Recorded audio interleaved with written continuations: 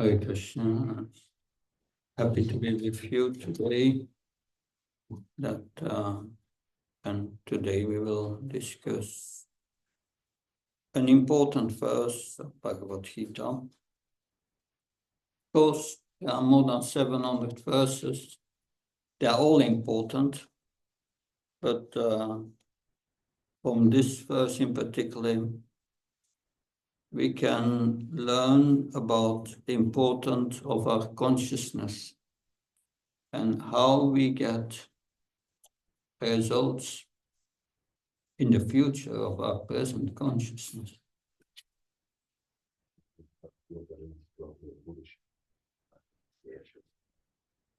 So, before we chant from the Bhagavad Gita, we glorify Lord Krishna with the words Om Namo Bhagavate Vasudevaya. Om Namo Bhagavate Vasudevaya. Om Namo Bhagavate Vasudevaya. Om Namo Bhagavate Vasudevaya. Om Namo Bhagavate Vasudevaya. Om Namo Bhagavate Vasudevaya. I first read the Sanskrit, no need to repeat, and then we will hear the translation.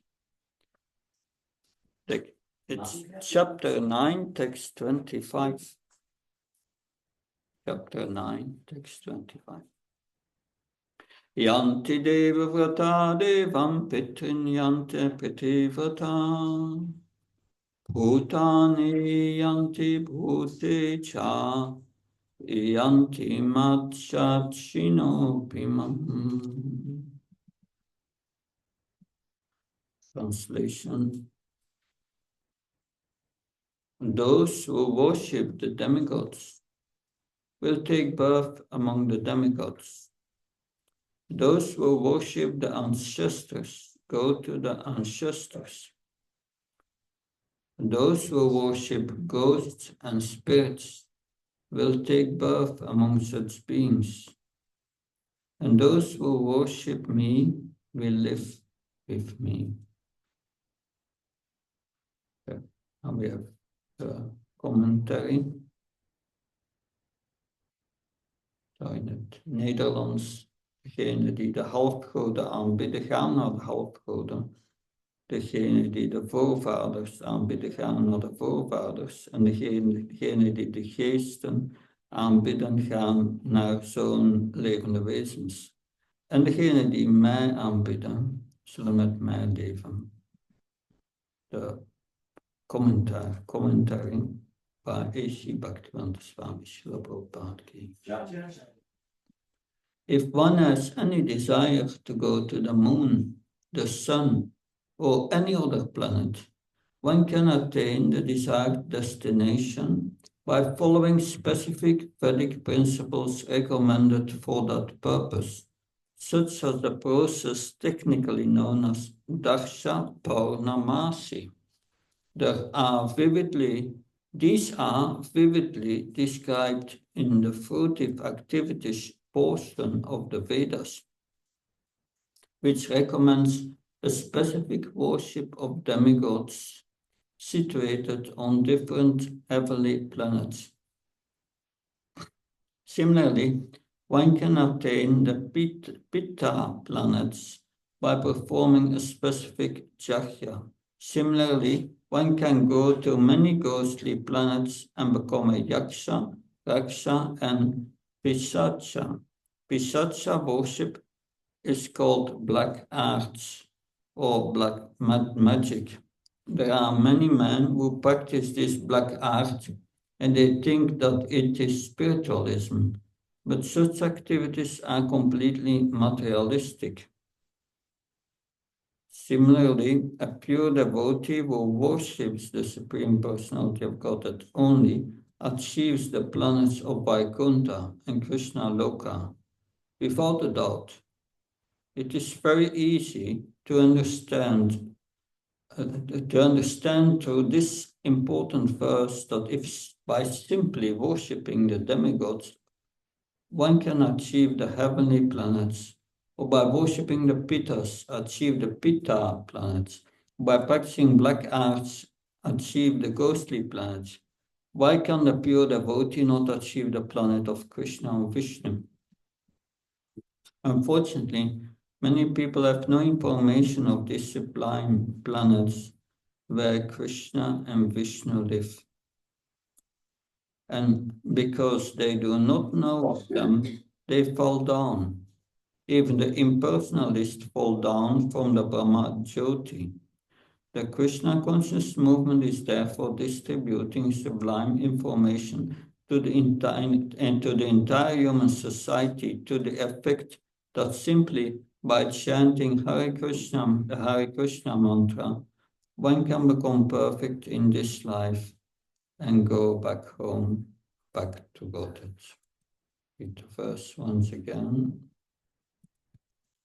Yanti deva vrata devam, pitrim yanti piti vrata, bhutani yanti bhuteja, yanti matcha chita prima. Those who worship the demigods will take birth among the demigods, and those who worship their ancestors go to their ancestors. Those who worship ghosts and spirits will take birth among such beings, and those who worship me will live with me.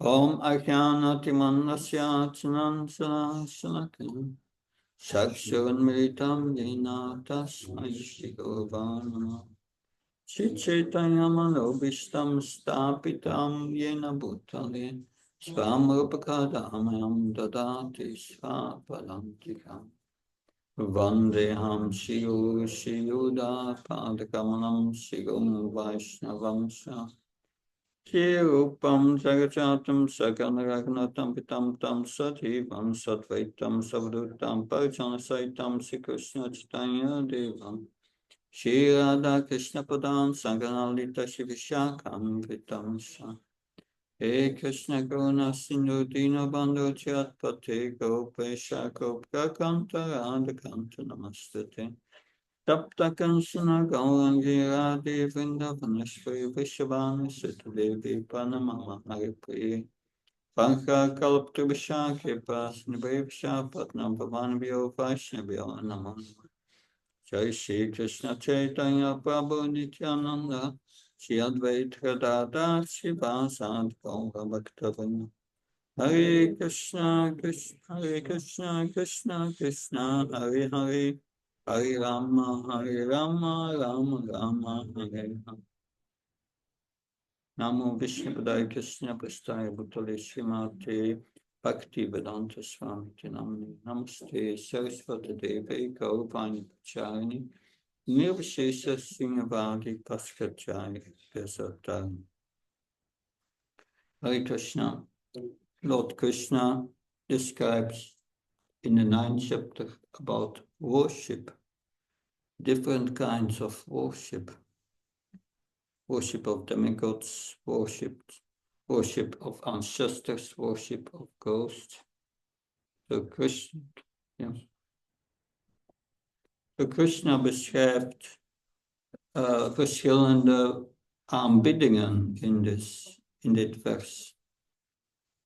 Aanbidding van de halfgoden en van de voorvaders, van de geesten en aanbidding van Krishna. Maar het worship of demigods, ghosts, spirits and so on, Krishna says, that will yield only temporary results. And worship of Krishna gives an eternal result. De aanbidding van de halfgoden geeft ons een tijdelijk resultaat. Maar aanbidding van Krishna geeft ons een eeuwig resultaat. So Krishna says, what you worship you will attain. Wat u aanbidt zult je bereiken. So there is a difference between the there's a difference between the worship of the devatas or the demigods and the worship of the Supreme Lord. So by worship of demigods, one gets a material result. And by worship Krishna, you get a spiritual result. Zo door aanbidding van de afgoden krijg je een materieel resultaat. En als we de Krishna aanbidden, krijgen we een spiritual resultaat. Different results. So the worship may look similar. We offer the same items. We offer a ghee lamp, incense, flower, and so on. It looks the same, but the worship is actually different. So uiterlijk lijkt het hetzelfde. We offeren een bloem en zo verder aan de deity of aan een halfgod. Uiterlijk lijkt het hetzelfde. Maar het is heel verschillend. The process looks the same, but you get different results. So het proces is hetzelfde, maar men bereikt verschillende resultaten. But there is also another difference in the worship. What's the other difference? Er is ook een ander verschil. Wat is dat andere verschil? The other difference is that the motive is different. Het motief is verschillend. When we worship the demigods, the devatas, dan willen we een materieel voordeel. That when we worship the demigods, we want a material benefit.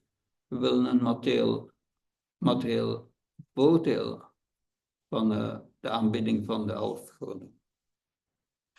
But if we worship Krishna, we do not desire any material benefit. Als we Krishna aanbidden, vragen we geen materieel voorbeeld. So that is very different. Very different.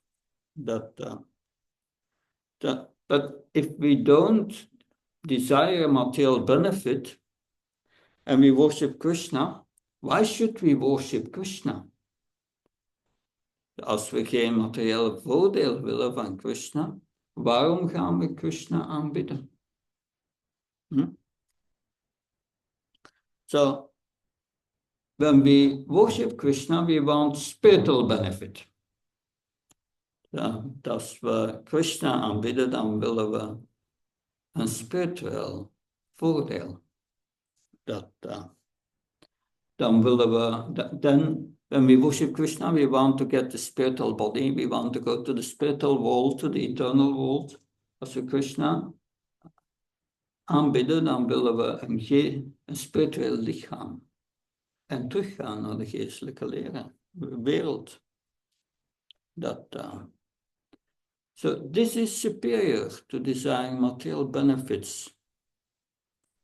The worshippers of the devatas, they want to go to Svargaloka, they want money, they want whatever things. So that is superieur aan halfgoden aanbidding. Halfgoden willen geld, willen naar de hemelse planeten, willen genieten. But the highest worship of Krishna is worship done when one does not even want spiritual benefits. So de hoogste aanbidding van Krishna is als we zelfs geen spirituele voordeel willen. What is the highest desire in worshiping Krishna? The highest desire is that I want to please Krishna, that's all. So het hoogste motief in de aanbidding van Krishna is juist Krishna willen plezieren. Alleen Krishna willen plezieren. Dat is zuivere bhakti. This is pure bhakti. Just wanting to please Krishna. Ja. Zo, de zuivere toegewijde offert aan Krishna fruit, wie er ook, alleen om hem te plezieren. So the pure devotee only worships Krishna with the motive to please him, offers incense, fruits, and so on.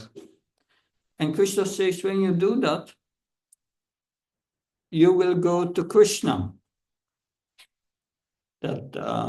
Als we Krishna aanbidden, gaan we naar Krishna. Then we go to Krishna. So, going to Krishna means it's eternal, the result. Het resultaat is eeuwig. From worshiping Krishna, you don't get a material result. When you worship Krishna, it's the natural. What is the natural result of worshiping the Lord? You become purified and you become spiritual. So by worshiping Krishna, we become purified, we become spiritual. So the right approach to worship Krishna is called by Rupa Goswami, one of the followers of Lord Chaitanya, is called Anya Bilasita Sunyam. So het juiste motief om Krishna te aanbidden wordt door Rupa Goswami, een volgeling van Heer Krishna Chaitanya. Hij geeft de definitie van zuivere toegewijddienst. Anya Bilasita Sunyam.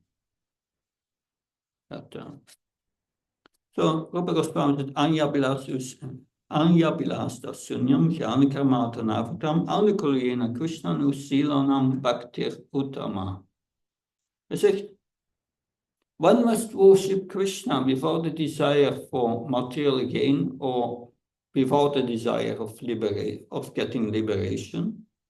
One must just worship Krishna out of love to please him. So Rupa Goswami zegt, we moeten Krishna aanbidden. Juist uit liefde. En niet om materieel voordeel te hebben. Of zelfs geen bevrijding willen.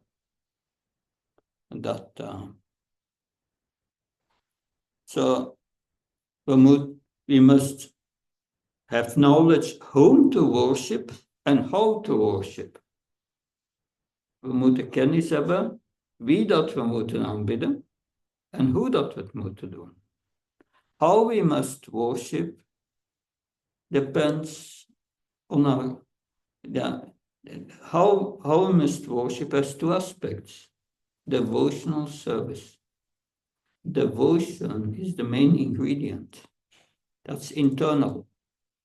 And the service is external. It's done with the senses, with the body. So, toegewijde dienst, twee aspecten. Intern, extern. Toegewijd, devotie, liefde. In het hart, extern. Dienen we Krishna weer met de zintuigen. But how do we know how to serve Krishna? Hoe weten we hoe dat we Krishna moeten aanbidden? We know how to worship Krishna because it's described how to worship Krishna in the scriptures. So we weten hoe dat we Krishna moeten aanbidden, want het is beschreven in de geschriften. So the purpose of all the scriptures is to give us the opportunity to hear about Krishna. Oh, belangrijke gast. Hare Krishna. Zo ja,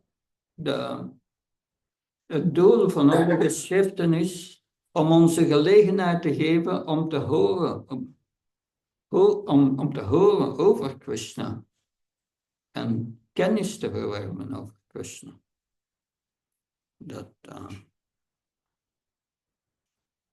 Krishna says in Bhagavad Gita, Janma karma samedikam yome vete tat vatat yaktvam punarjanma naitemam iti sarana. Krishna says in Bhagavad Gita, if you hear about me and you hear about my transcendental activities and my qualities, what happens?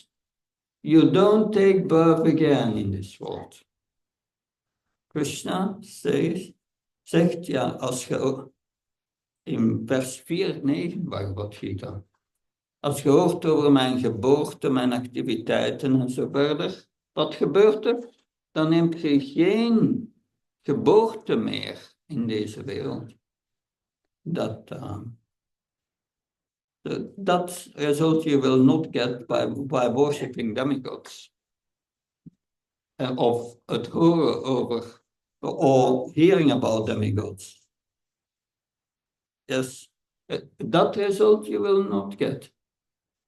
Dat resultaat zult je niet hebben door de aanbidding van halfgoden.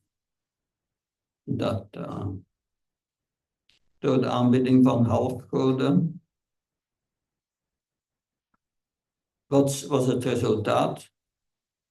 We nemen geboorte opnieuw. Als we halfgoden aanbidden, if we worship the demigods, we will take birth again.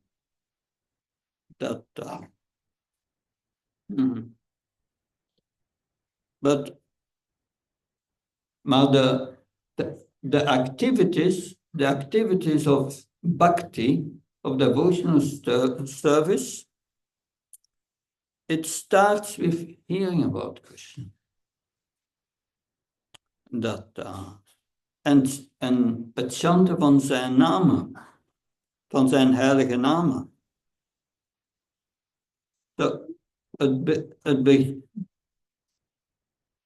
The beginning of the worship of Krishna in this starts with hearing about Krishna, chanting his names. Especially Nam Sankirtan, chanting his names is the beginning of devotional service in this age. De speciale chanten van Krishna's namen, zijn namen, heilige namen, dat zuivert ons. Vooral in dit tijdperk.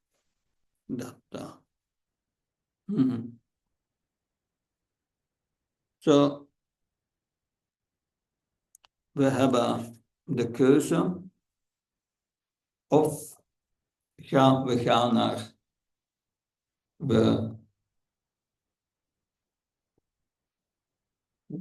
we hebben een eeuwig result of een tijdelijk result. We have the choice. An eternal result or a temporary result. Now, what's best? Who are we? Wat is het beste? Wie zijn we? Yes, we are, and the first teaching of Krishna in Bhagavad Gita is that we are an eternal soul. De eerste lering van de Bhagavad Gita is dat we een geestelijke ziel zijn. En dat we niet tot deze wereld behoren. We do not belong to this world. That the spirit soul can exist without the body. De geestelijke ziel kan bestaan zonder dit lichaam. We hebben dit lichaam niet nodig om te bestaan. We do not need this body to exist. That this body has its own existence, the spirit soul is of a spiritual nature which is called Satchitananda. De geestelijke ziel is Satchitananda. Satchitananda means it's eternal, full of bliss and knowledge. That's what we are. But we are dat.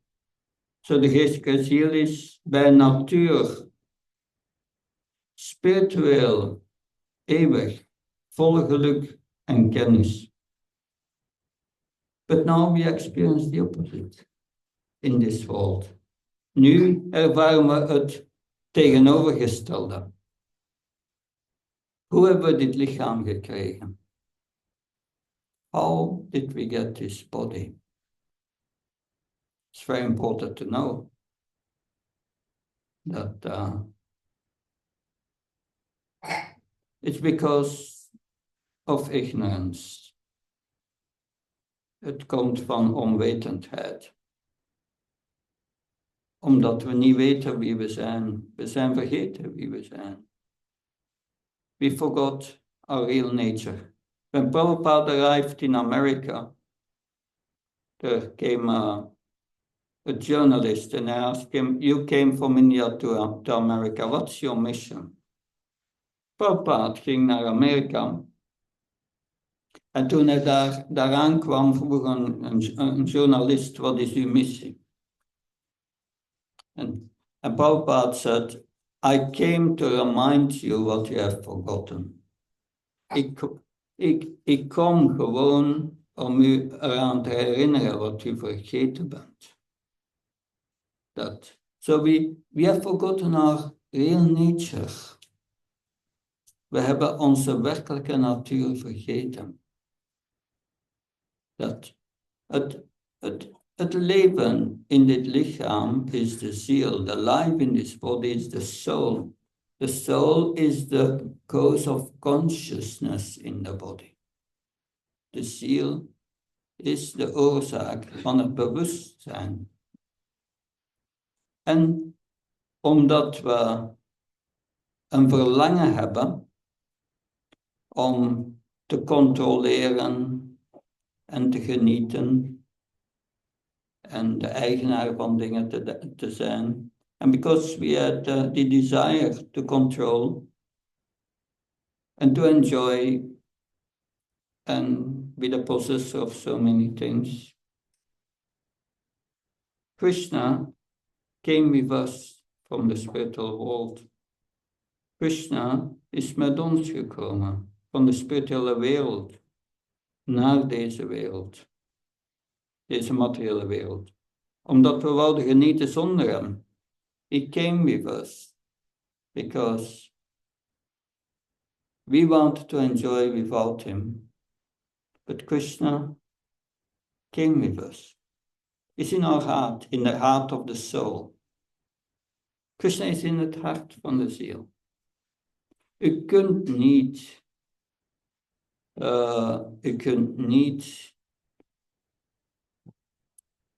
u kunt uw relatie met Krishna niet verbreken. You cannot break your relationship with Krishna. Even in this world, zelfs in deze wereld. Even in this world, he's providing everything what we need.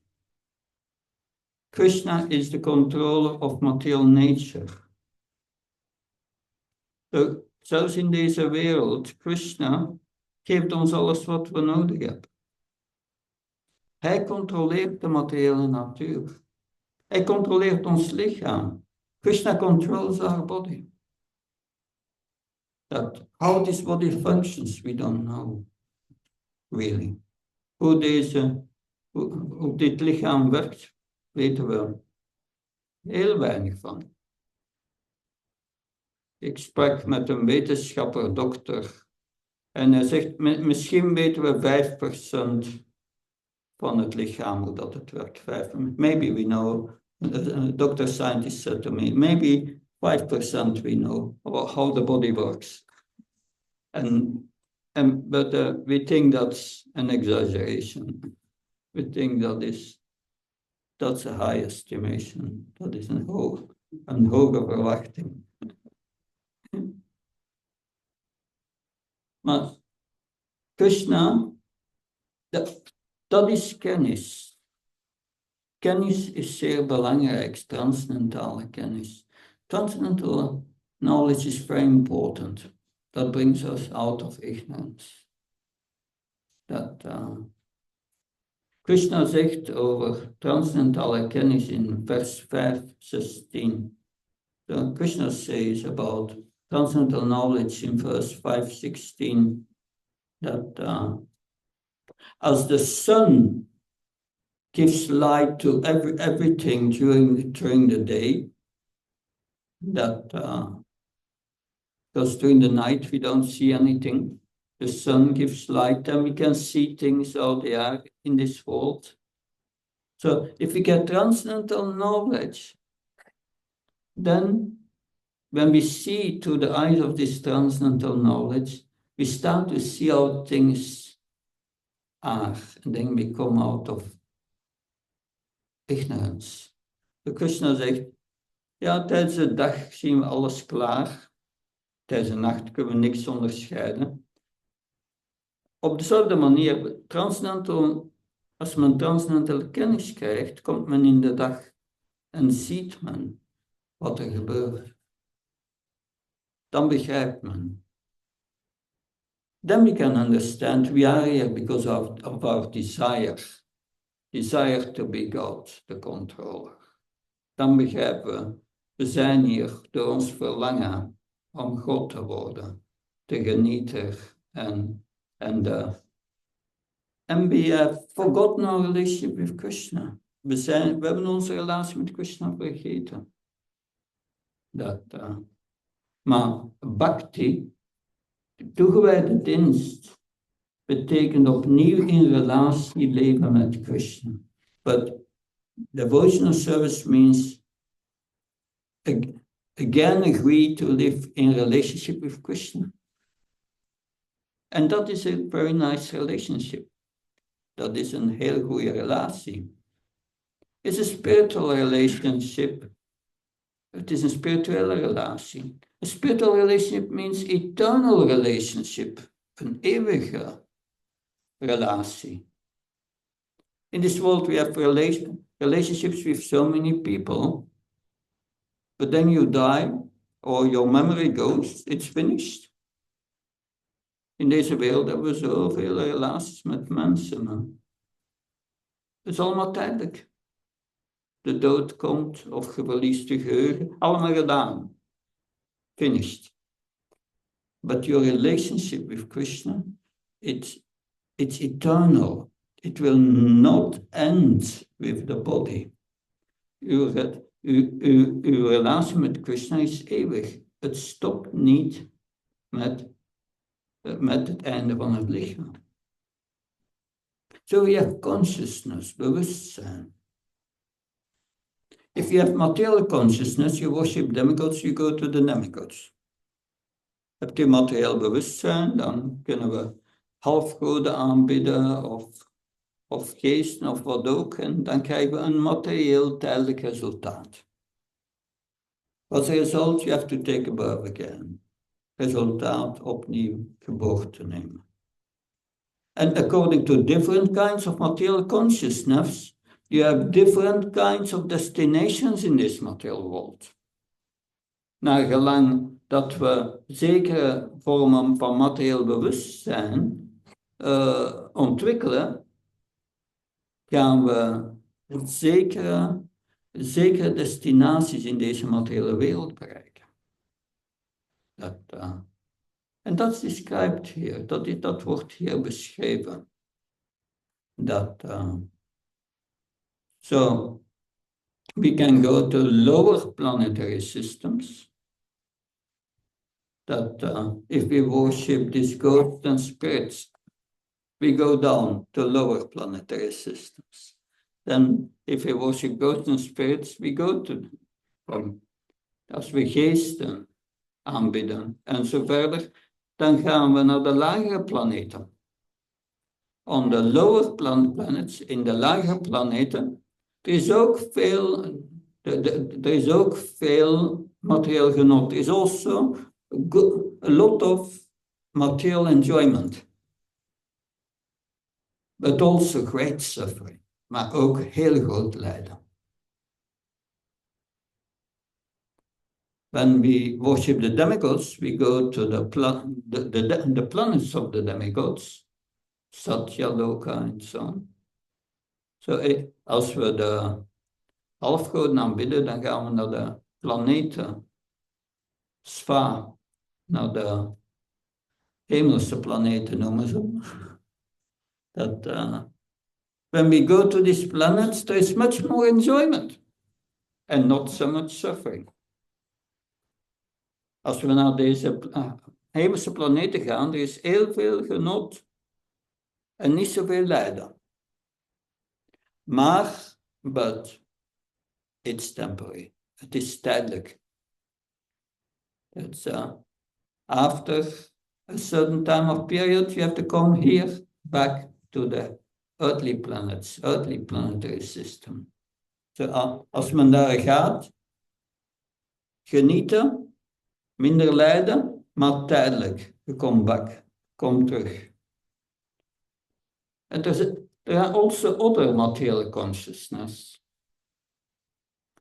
Er zijn andere vormen van materiële bewustzijn en andere destinaties en other destinations. Krishna gives a summary in Bhagavad Gita. Krishna geeft een samenvatting in Bhagavad Gita, but there is much more to say. It's all in the Bhagavatam. There is much more knowledge.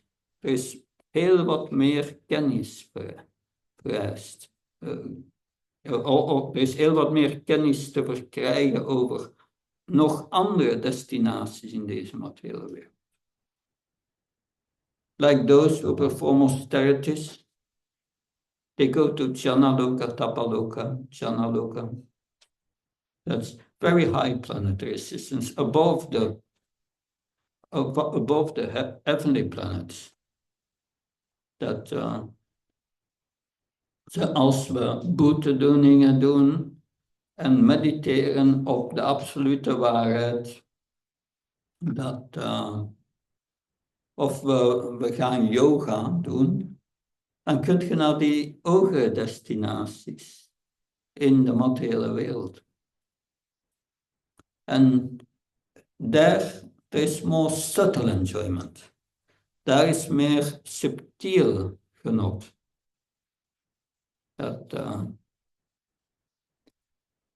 But Krishna says, you worship me, you come to me. De Krishna zegt, als je mij aanbidt, kom je naar mij. Waar is Krishna spreekt in Bhagavad Gita in 8:21 over zijn hoogste woonplaats. The Krishna tells us about his highest abode in Bhagavad Gita, verse 8:21. He calls his highest abode Paramdam. He calls zijn hoogste woning in de geestelijke leren wordt Paramdam genoemd. Of Goloka Vrindavan. Goloka Vrindavan of Krishna Loka. So, Krishna speaks about Krishna Loka and Goloka Vrindavan. That's his planet, that's where he lives eternally. With his eternal associates. But Krishna Loka or Krishna Loka or Goloka Vrindavan is just one part of the spiritual world. So Krishna Loka of Goloka Vrindavan is maar een deeltje van de hele spirituele wereld. Krishna says in Bhagavad Gita in 10:8, Am sarvasya prabhavo matta sharvam pavachtate iti matva bhajantimam buddha bhava samambita. Krishna says, for me, all the material and spiritual worlds come. Krishna zegt in 10:8 Bhagavad Gita, van mij komen alle geestelijke en spirituele werelden. So, geestelijke werelden, spiritual planets, there are innumerous spiritual planets. Er zijn een ongelimiteerd nummer, een ongelimiteerd aantal spirituele planeten. Dat wordt beschreven in de Bhagavatam, it's described in het Srimad Bhagavatam. There are everything what exists, the material and the spiritual worlds, from everything what exists, the spiritual world is 3/4 and 1/4 is a material world. So alles wat bestaat, Krishna's creatie, is de geestelijke werelden en de materiële werelden. En de geestelijke werelden zijn 3/4 van alles wat bestaat. En 1/4 de materiële wereld.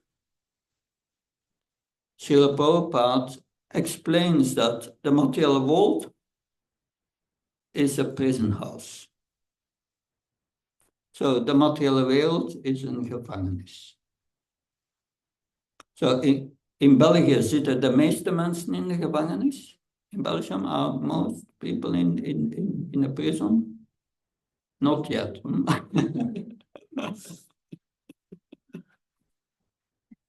It's a controversial subject, a controversieel onderwerp. But yes, that no, only the criminals are there. Alleen de criminelen zitten daar.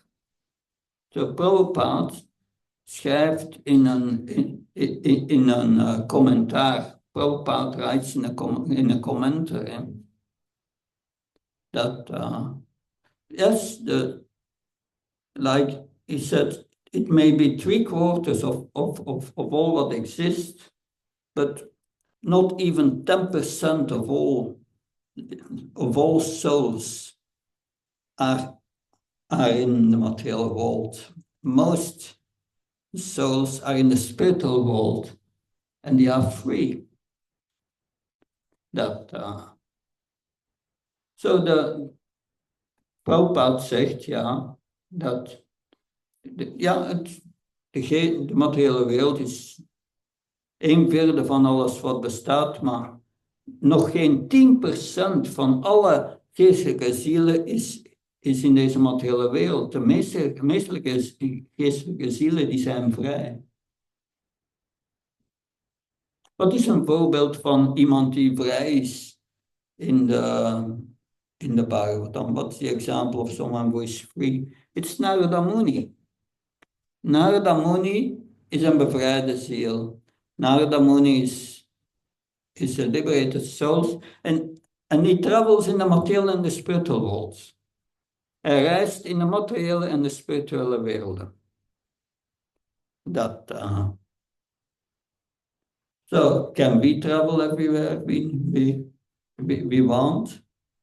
Kunnen wij reizen waar we willen? Nee?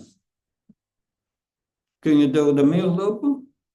Can you walk through the wall? You can try. Je kunt proberen. Heb je geëindigd met een buil of zo, zo'n injury. But when we leave the body, then the soul is transported with a subtle body. Krishna transports us to our next destination in the subtle body, and the subtle body goes through the wall without problem. Because it's more subtle than gross. So als we ons lichaam verlaten, dan het subtiel lichaam wordt getransporteerd door Krishna met de ziel naar de volgende destinatie. En het subtiel lichaam gaat door de muur. So like when you have when you go to the heavenly planets in de materiële wereld, als je naar de hemelse planeten gaat in de materiële wereld, dan krijg je een subtiel lichaam, een hemels lichaam, een speciaal lichaam. So when you go to the heavenly planets, you get a heavenly body. That it's also a kind of subtle body.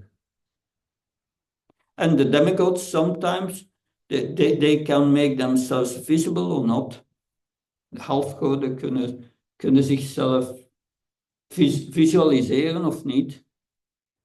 En ook naar Damuni je hebt spirituele ogen nodig om naar Damuni te zien. So once Srila Prabhupada was in the temple in the center of London at that time. That's not so Street, was at another place at that time. And there was a kirtan going on in the morning. Prabhupada was there. So Prabhupada was in the temple van London, and there was een kirtan, and the kirtan in the temple werd zeer extatisch. So the kirtan in the temple became very ecstatic. And the devotees their hair was standing on end, and they were in complete bliss during the kirtan.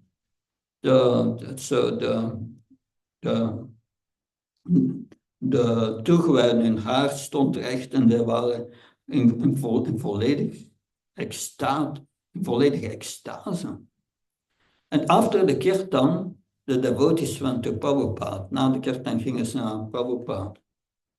En Prabhupada zei dat, dus de vroege Prabhupada, wat gebeurde er? Het was zo extatisch, de kirtan. What happened? It was so ecstatic. And Prabhupada replied, didn't you see? Narada Muni was there and Brahma. Dus hij zei, hebt u het niet gezien? Narada Muni en Brahma was daar. So he asked the devotees to make 2 small seats, one for Narada Muni and one for Brahma, and to put them aside of the altar. So Prabhupada vroeg dan de toegewijden om twee ashans te maken, 2 kleine zeteltjes voor Brahma en Narada Muni. And these 2 small seats are still there at Source Street. You can see them in the court. And these 2 kleine stoeltjes zijn nog altijd daar. So we cannot see because we don't have spiritual eyes, but when we have spiritual eyes, we will see. Dan, yes, dat als we spirituele ogen hebben, dan kunnen we dat zien. So that the spiritual body is very, very nice. The spiritual body is heel mooi. Zo op een keer Narada Muni bezocht Ravan, de grote demon. So once Narada Muni visited Ravan, a big demon. And Narada Muni said to Ravan, you should Sita give back to Ram, or you will go to your destruction. So Narada Muni gaf advies aan Ravan, best als je Sita teruggeeft aan Ram, anders zult je naar je vernietiging toe gaan. En Ravan became angry. Ravan werd kwaad. But Narada Muni chanted de heilige namen van Krishna en danste in de lucht. So Narada Muni was chanting names of Krishna, was chanting in the air. En Ravan took his sword. Ravan nam zijn zwaard. He was going to kill Narada. Hij ging Narada doden. And with his sword, he was cutting. Zip, and it just went to the spiritual body of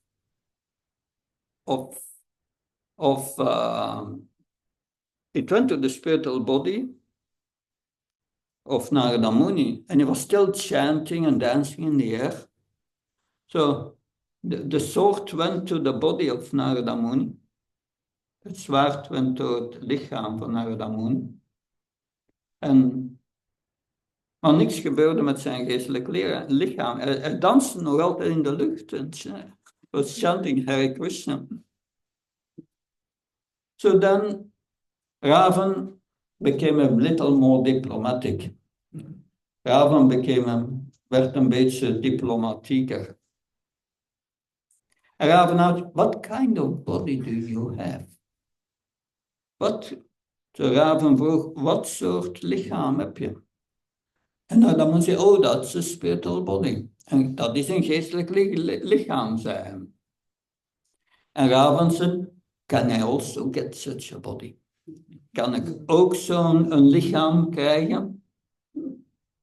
En Ravan, en Narada zei, yes, no problem. You just perform devotional service. En Narada zei, ja, geen probleem. U moet juist toegewijde dienstnaam Vishnu doen. And Ravan became angry and said, I cannot do that. The Ravan said, no, I cannot do that. But hoe krijgen we dat spiritual lichaam? How do we get this spiritual body? You cannot get this spiritual body. We cannot get this spiritual body. U kunt dat spiritual lichaam niet krijgen. U hebt het al. You have it already. Prabhupada said, because spiritual means eternal.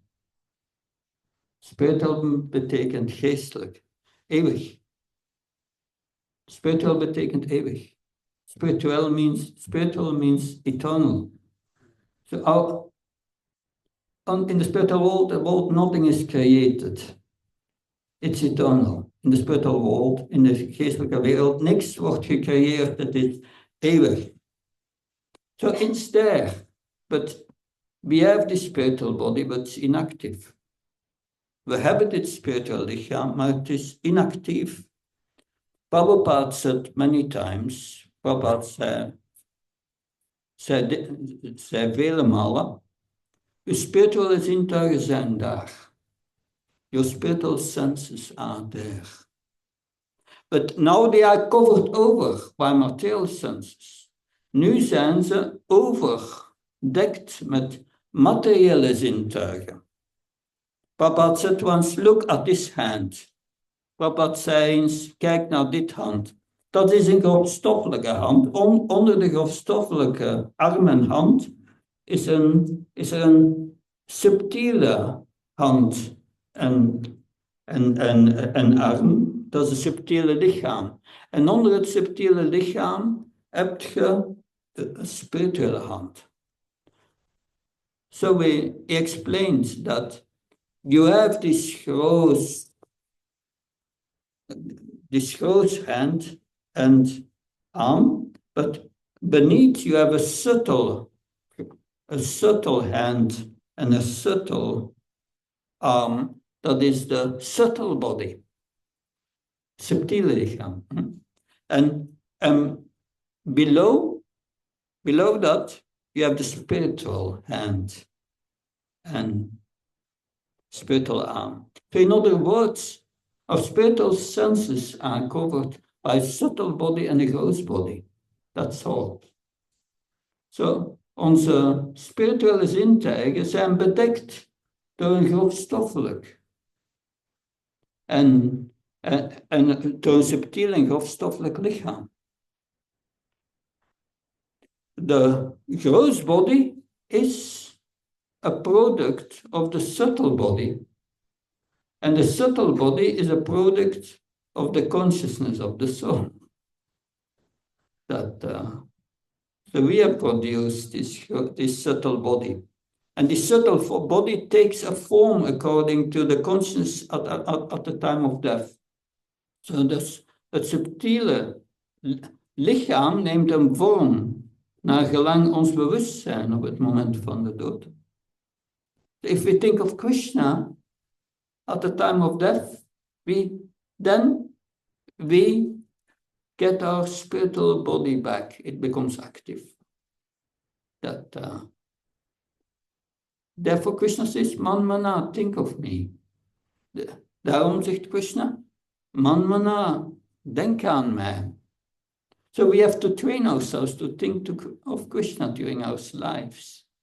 Daarom moeten we ons trainen, oefenen, om aan Krishna te denken gedurende dit leven. So, het subtiele lichaam, the subtle body, has 3 parts. What are the 3 components of the subtle body? Wat zijn de 3 delen van het subtiele lichaam?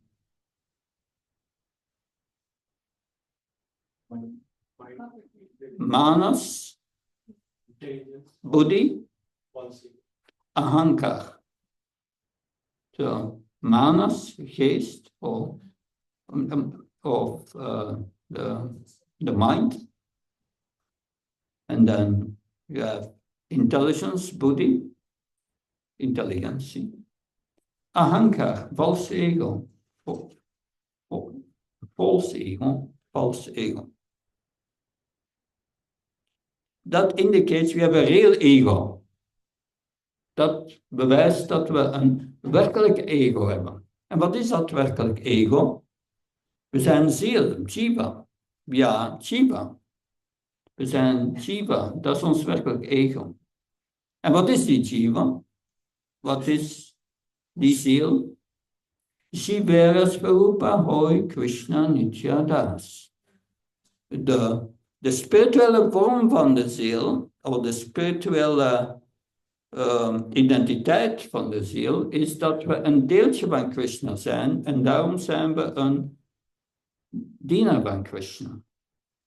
So our spiritual identity is that we are a part and parcel of Krishna. And for this, a servant of Krishna. So onze natuur is om te dienen. Our nature is to serve. And our nature is to serve Krishna with love. That's what we want. Dat is onze natuur. Krishna dienen uit of liefde. Wat is het bewijs dat we dienaars zijn? What is the proof that we are servants? Everyone is servant in this world. Iedereen is dienaar. We are the servant of our wife or our husband. We are the servant of our boss. We are the servant of our children. We are the servant of our dog. We are servant. So we are the servant of, we zijn de dienaar van een man of de vrouw, de dienaar van de baas, de dienaar van de hond, dienaar van de kinderen. So we must serve. But if that propensity to serve is normal, because it's our nature, the spirit soul. So die geaardheid om te dienen is normaal, want we zijn een dienaar van nature. Maar als we die dienaarschap, als we dat toepassen in deze materiële wereld, dan is het materieel. Als we dienaarschap doen om Krishna te plezieren, zelfs in deze wereld, wordt het spiritueel. If we serve people in this world, then it will be material. The results that and it doesn't give full satisfaction. Het geeft geen volledige voldoening om te dienen in deze wereld. Als we Krishna dienen, dan worden we voldaan. If we serve Krishna, then we get satisfaction. Why? Because Krishna is everything. Waarom? Krishna is alles. So, dat is principle explained here, that according to our consciousness, we get a certain destination. And we get a certain body. Dat is het principe dat wordt beschreven. Volgens ons bewustzijn krijgen we een materieel resultaat of een spiritual resultaat. And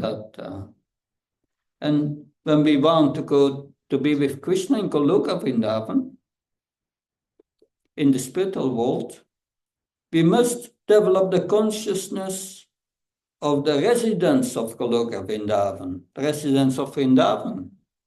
Als we naar Krishna willen in de geestelijke wereld, naar Goloka Vrindavan, dan moeten we een bewustzijn van liefde ontwikkelen,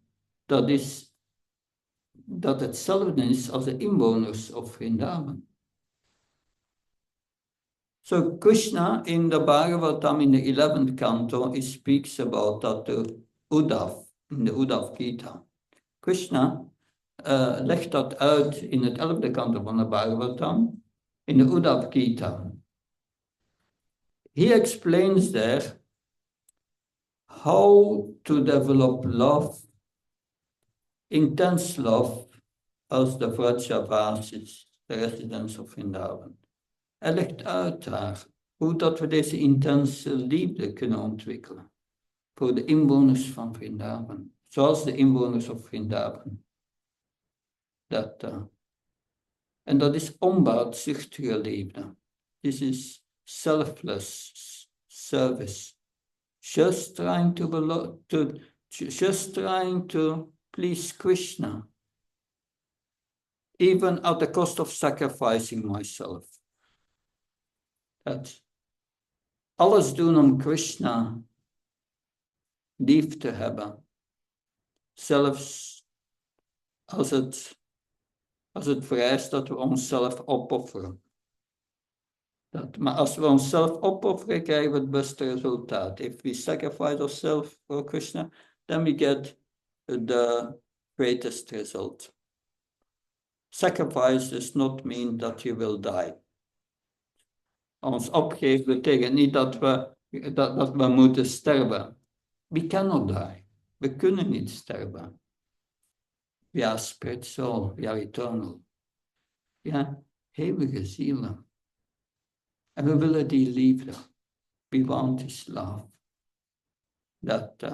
And how to love Krishna with great intensity.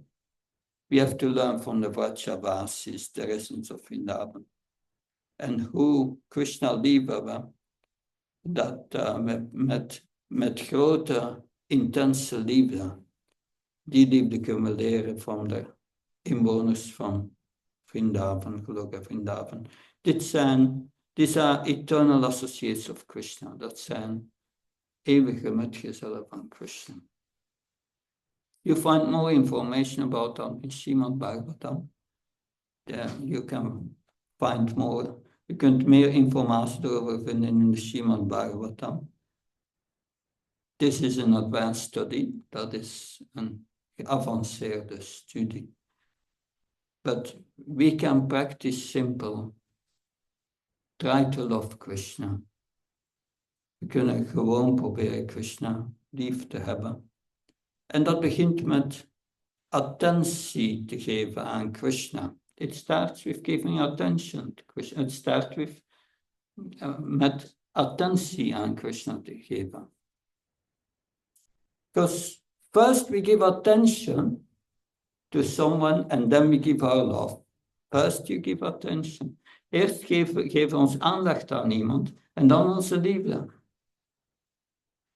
And for this, we have to hear about Krishna and remembering. Daarom moeten we horen over Krishna en hem herinneren. Daarom Krishna's instructie in Bhagavad Gita is man mana, denk of me. Denk aan mij, Krishna zegt. Man mana, think of me. What's happening with your mind if you think of Krishna? Wat gebeurt er met uw geest als je denkt aan Krishna? Het wordt gezuiverd. It becomes purified. If you think of demigods, it doesn't become purified, it becomes polluted. Als we aan halfgoden denken, dan wordt uw geest bezoedeld met meer materiële verlangens, niet gezuiverd. If we think of Krishna, our mind becomes purified of material desires. Dan, als we aan Krishna denken, wordt onze geest gezuiverd en wordt vrij van materiële verlangens. En als onze geest vrij van materiële verlangens is, dan moeten we onze intelligentie zuiveren.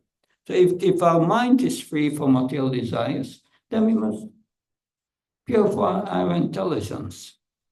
How do we purify our intelligence?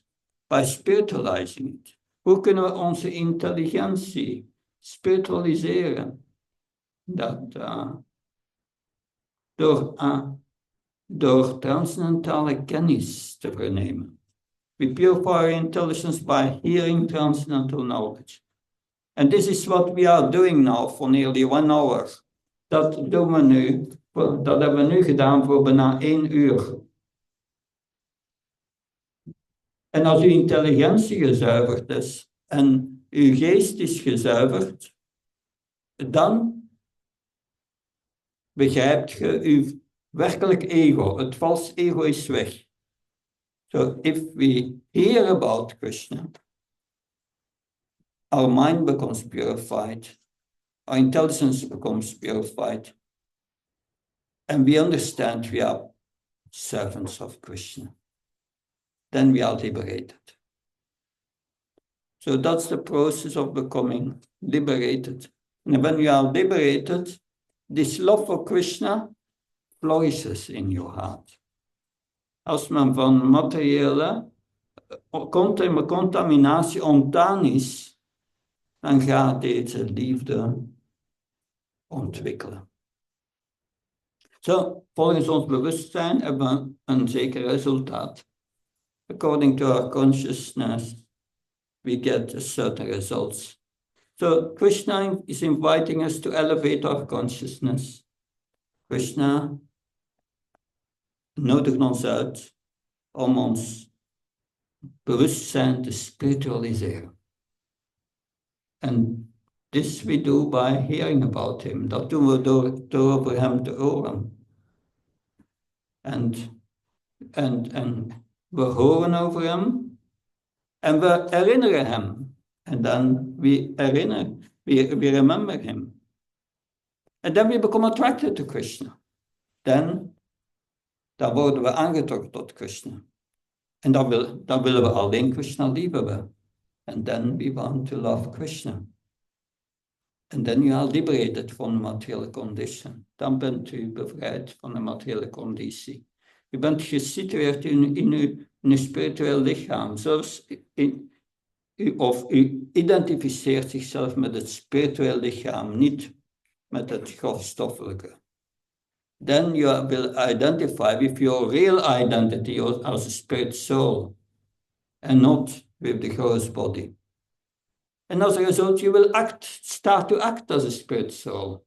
And then you start to, dan begint u te handelen als een geestelijke ziel. So it's a little long because I'm speaking in 2 languages.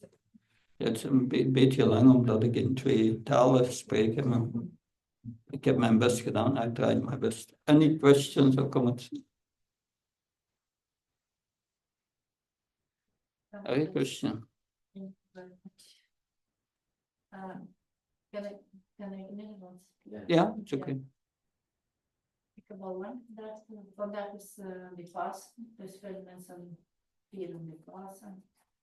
Ik wil vragen volgens vandaag de thema's, waar gaan de mensen naartoe als ze alle volgen ze instructies van Jezus Christus? Ja. Naar welke planeet gaan ze? So it's an interesting question. Today is Easter, and many Christians are worshipping the Lord Jesus Christ. Where they go when they follow Krishna's Jesus Christ's instructions, that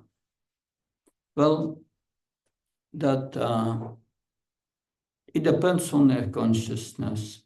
Het hangt af van hun bewustzijn. And it depends on understanding the spiritual value of Jesus Christ's instructions. Het hangt af van een begrip van de spirit, van de, en een begrip van de spirituele instructies van Jezus Christus. Because interesting, I'm also Christian. Interessant, want ik ben ook een christen. I never stopped to be a Christian. Ik ben nooit gestopt met een christen te zijn. That would be a misconception. That's a misconception. But when I got to know Bhagavad Gita, toen ik kennis nam van Bhagavad Gita, then I was reading the whole Bhagavad Gita. Ik lees de hele Bhagavad Gita. En nadien heb ik het Nieuwe Testament gelezen. Helemaal. Then after that, I read again the New Testament. And it's amazing that most of the instructions of Jesus Christ can be understood through the principles explained in Bhagavad Gita. And it's amazing that most of the instructions of Jesus Christ can be understood through the transcendental knowledge of Bhagavad Gita. And many are thinking that, because I think between the age of 8 till 18 or 12 of 18, I don't know, there is no trace in history about Jesus Christ. Dat between tussen, ik denk zijn 12 en 18 jaar, er is geen spoor van Jezus Christus. It is said he could have been in India at that time and came back to the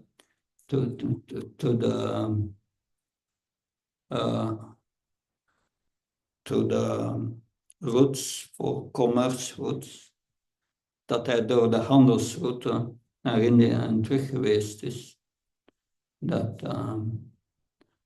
he had, anyway, but also Jesus Christ is in a very special position. Jezus Christus is in een speciale positie. Because he prays to his Father, the Son and the Holy Spirit. Hij bidt tot de Heilige, tot zijn Vader en de Heilige Geest. Yes. So he's praying to the Father. Who is the Father? Who is the Father? It's Krishna. Krishna is his Father. Krishna is God. That it's just another name. You may call it Jehovah, whatever. You could do Jehovah or what. But then you have the Son, the Zoon. We are all sons of Krishna. Jivas, paard en paard. We zijn allemaal deeltjes van Krishna. But Jesus Christ was a special son. He was a pure devotee. He was a spiritual master. Jesus Christ was not an ordinary person. He was a spiritual master. He was a pure son. And then the Holy Spirit, enlightening from him within the heart, de Heilige Geest die verlichting brengt in het hart. Dat is Paramatma. This is Paramatma. Krishna in het hart. So it's all the same. Bhagavad Gita preaches universal principles. and they are found to a certain extent in other religions, but it must be presented in purity.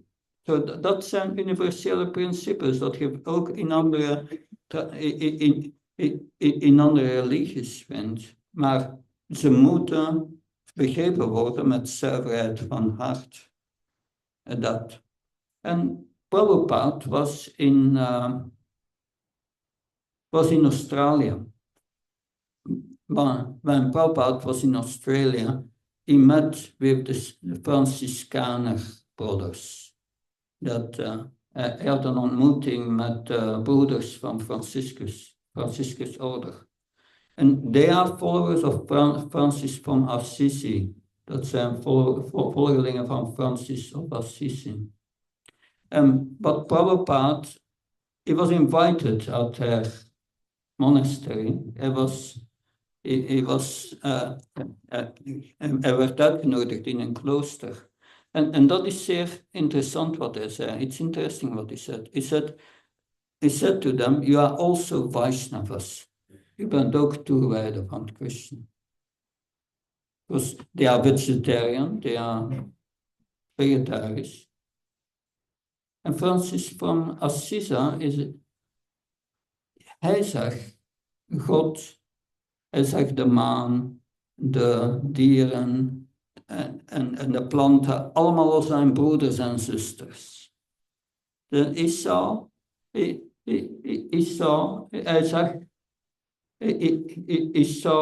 the moon, the plants, the deer, alles is brothers and sisters. But that's what Bhagavad Gita says. Dat is wat Bhagavad Gita says. Vidya vinaya sampane brahmnika vrasni sunishev shapakasha pandada samadakshana. A learned man sees Krishna in the heart of everyone. That in every living entity. Iemand die spiritueel gevorderd is, ziet de geestelijke ziel in ieders hart. Therefore, Francis from Assisi was full with love. Dat Franciscus van Assisi was vol met liefde. So, I mean that I have the ability to a certain extent, to explain Krishna consciousness on the basis of the Bible. Dat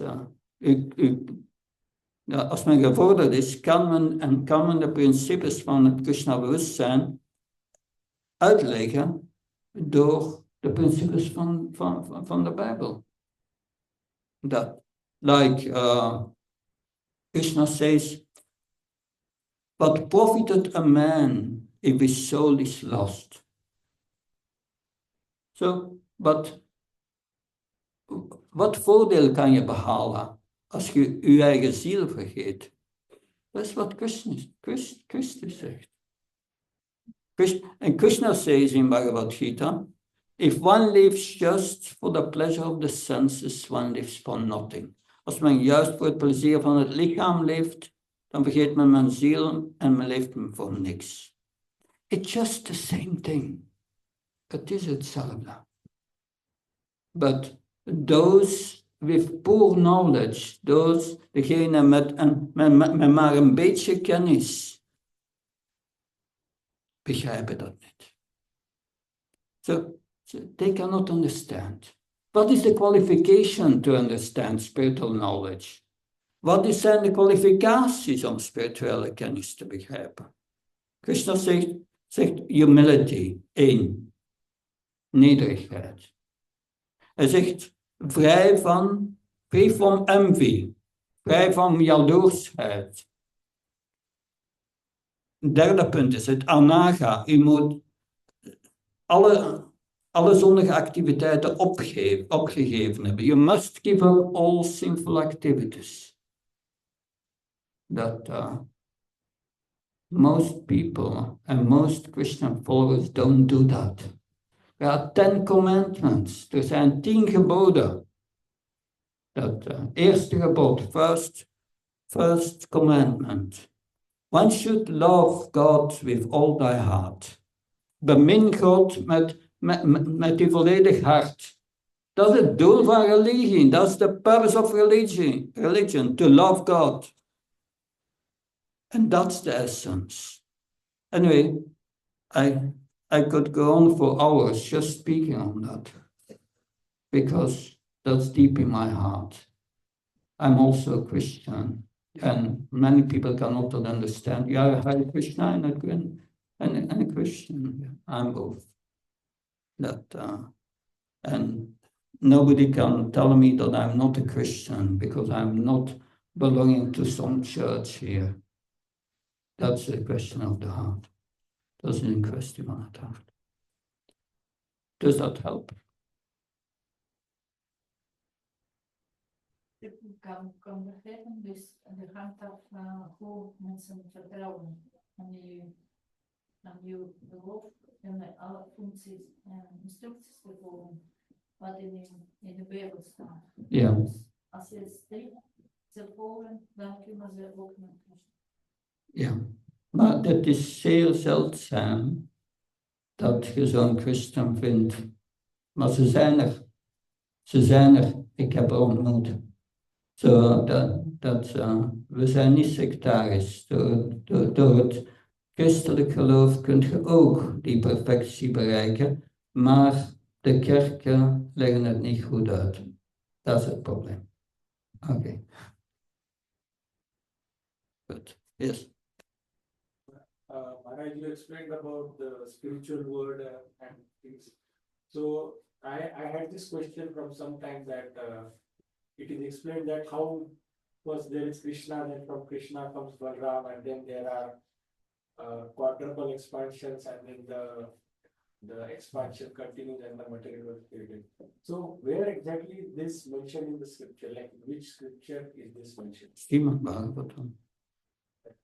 That's all mentioned in Srimad Bhagavatam. The creation is explained in many places in the Bhagavatam. No, that's there. But what you say is from Krishna comes Balaram, from Balaram comes Vasudeva and so on. That's not really true. Because one thing comes from another, that's material consciousness. We are speaking about expansions. Balaram is an expansion of Krishna, but it did not become an expansion at a certain time. It's eternally an expansion. So that we think in terms of material consciousness about the spiritual things, but we have to be careful with that. But that's in the Bhagavatam, in the 3rd canto, in the 4th canto, it all explains. It's all explained. And also, if you want to learn this in detail, I think it's the 3rd chapter of the Adi Lila Chaitanya Charitamrita. There at the end, Lord Chaitanya, there Krishnadas Kaviraj Goswami explains that in detail, and he gives all reference to the Vedic literature. Also the other Upanishads, where that all is found. There you can find all the details. Chaitanya Charitamrita, the chapter that deals with the nature of Nityananda, Balaram. At the end, it's all explained. And it has so many details. It's very nice to read. Okay?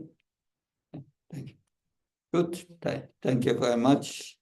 So very happy that did I do something good or any? No, more than You want to correct me? No, I cannot correct you. But like you say, it's very interesting actually to hear about this.